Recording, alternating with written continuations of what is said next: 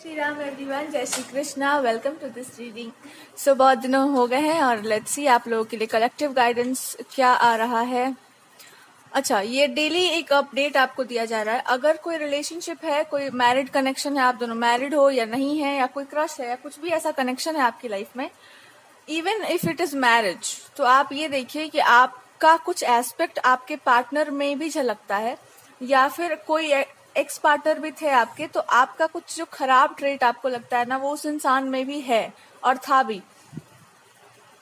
और आप अगर उस इंसान की तरफ जाना चाहते हैं या फिर उससे भागना चाहते हैं, दोनों ही कंडीशंस में ये अप्लाई होता है कि आप अपने आप से भी भाग रहे हैं और अपने आप को भी जानते हैं कि मेरे अंदर ये प्रॉब्लम है, तो उससे आप डील कर लो। अगर वो ईगो है, सामने वाला बहुत ईगोइस्टिक आपको लग रहा है या जिद्दी लग रहा है या बहुत ज्यादा उसका मेंटालिटी रिजिड है, वो बदलना नहीं चाह रहा है, तो ये आपके अंदर भी है कि आपका पार्टनर ऐसा ही होना चाहिए, एक्स पार्टनर जैसा ही होना चाहिए, या फिर इसी तरीके का ही होना चाहिए, वरना मैं नहीं छोड़ूंगी उसको, वरना या तो छोड़ दूंगी या तो नहीं छोड़ूंगी, दोनों में से कुछ एक ही है।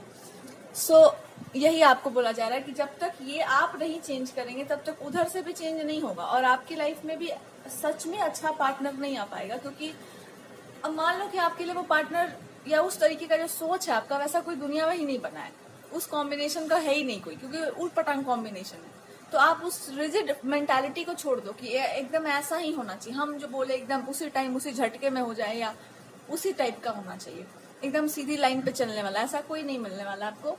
क्योंकि ये जो सोच है इसका कोई उपाय नहीं होता है। कोई हो सकता है वैसा हो, पर जिस तरीके से आप उसको पेंट करके बैठे हुए हैं अपने दिमाग में, एग्जैक्टली वैसा हो ये जरूरी नहीं है।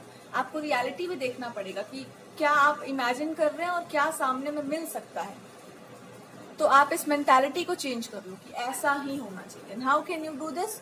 आप ये समझ जाइए कि आप किसी बचपन की कोई ट्रॉमा है या किसी ने आपको समझा नहीं, इसलिए आप ऐसे जिद्दी पने में या एक अड़ियल दिमाग में बैठ गए हैं कि हम मेरा लाइफ खराब हो जाए तो हो जाए, पर जैसा हम चाहते हैं, जिस तरीके से होना चाहिए वैसा ही होना चाहिए।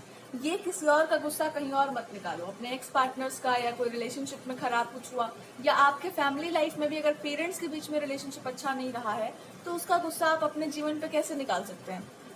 आपको भी पता है कि इस तरह का अप्रोच से आप चलेंगे तो आपके मैरिड लाइफ में बहुत प्रॉब्लम्स आएंगी फ्यूचर में, क्योंकि यही सेम प्रॉब्लम हो सकता है आपके पेरेंट्स में भी हो, कि दोनों में लड़ाई हो जाता है इसी बात पे कि वो दोनों मेंटालिटी एक दूसरे का समझना नहीं चाह रहे हैं। ये आपको बोला गया कि आप खुद को ऐसे अगर बाहर निकाल लें तो शायद उनकी लाइफ पर भी इसका प्रभाव पड़े, वहां पर भी इन्फ्लुएंस पड़े। तो आप खुद को उस मेंटालिटी से बाहर निकालिए। And how can you do this? विश्वास कर लो कि जिस तरह के स्वभाव के आप हैं उसी तरीके का पार्टनर आपको मिलेगा, और सामने वाला बिल्कुल वैसे ही नेचर का है, मे बी उनके ऊपर भी यही ट्रॉमा हावी